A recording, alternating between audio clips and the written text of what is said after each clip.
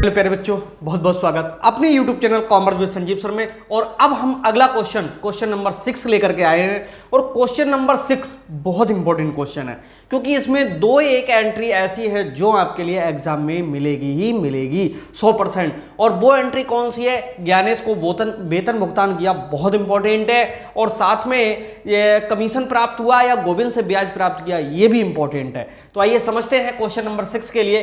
देखो, ये पूरा प्रोफार्मा है, इसी प्रोफार्मा पे आपके लिए सीखना है। और यहां पर ये दो लाइनें बहुत पास पास में होती हैं। एक होता है खाता प्रश्न संख्या और जो दूसरी होती है वो होती है अमाउंट की, और ये भी अमाउंट की। इससे पहले पार्टिकुलर्स है और यहां पर क्या है? डेट है।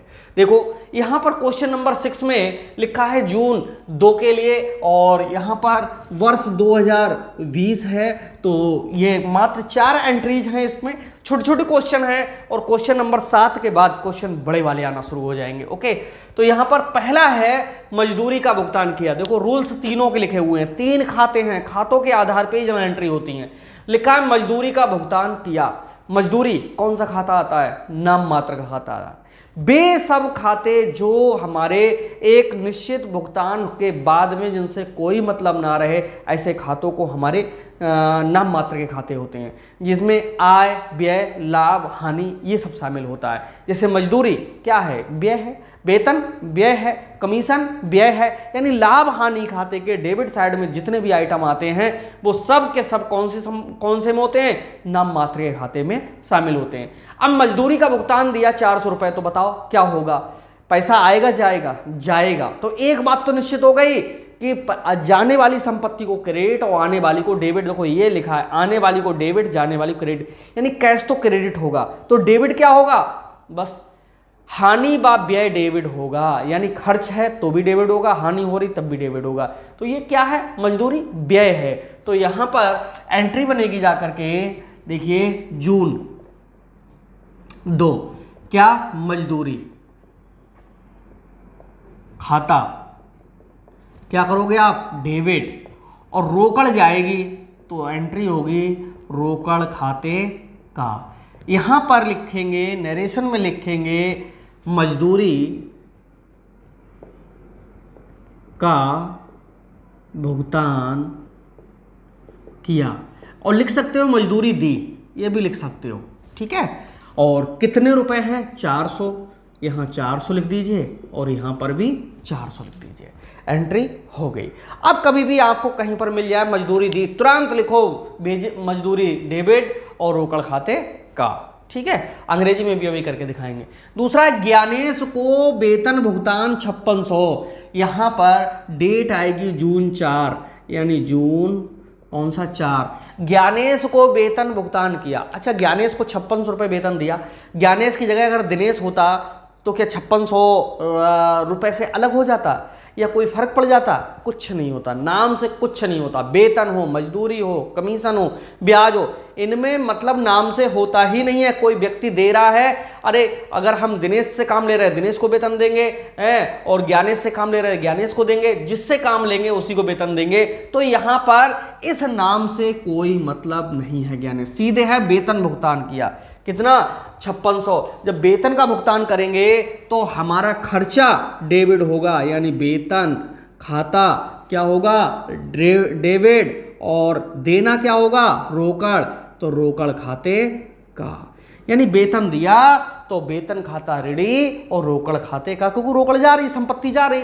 जब संपत्ति जा रही तो रोकड़ तो क्रेडिट में होनी है। और नरेशन में लिखेंगे वेतन का भुगतान किया। ऐसा भी लिख सकते थे कि ज्ञानेश को वेतन का भुगतान किया। कितना? 5600 एंड 5600। अगला है कमीशन प्राप्त 2000। अब की उल्टा हुआ, कमीशन प्राप्त यानी हमें प्राप्त हो रहा है। और कमीशन में क्या मिलता है आप बताइए?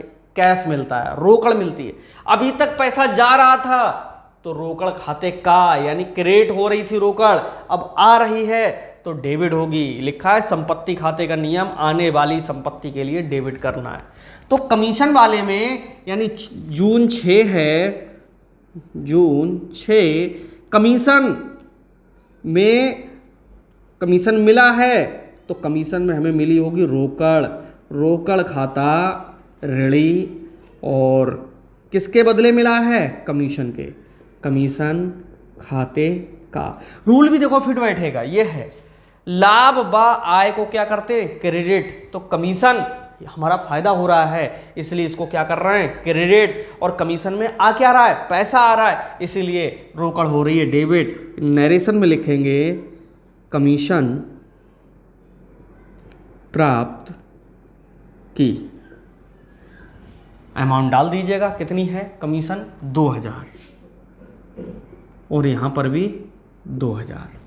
गोविंद से ब्याज प्राप्त किया, कितना, 300। फिर से समझो, गोविंद से ब्याज प्राप्त किया, अरे गोविंद से लें चाहे हरिनंदन से लें चाहे एक्स से लें वाई से लें, जब हम ब्याज प्राप्त करेंगे तो हमें प्राप्त क्या होगा, कैश प्राप्त होगा, रुपया प्राप्त होगा। जब रुपया प्राप्त होगा तो भाई जून 7 के लिए सीधा लिखना होगा रोकड़ खाता ऋणी यानी डेबिट, और ये किसका मिल रहा है, ब्याज का, तो यहाँ पर लिखा जाएगा ब्याज खाते का। नरेशन में लिखेंगे गोविंद से ब्याज प्राप्त किया, कितने रुपए ब्याज प्राप्त किए हैं, 300, और यहाँ पर भी कितने, 300। इनका बाद में टोटल करेंगे तो टोटल आएगा इसका 8300 और 8300, ठीक है। तो ये एक न्यूमेरिकल था। अभी तक जितने आपने देखे, यहाँ हम 6 क्वेश्चन पे पहुंच चुके हैं, कोई एंट्री रिपीट नहीं हुई है। एनसीईआरटी की बुक में कितनी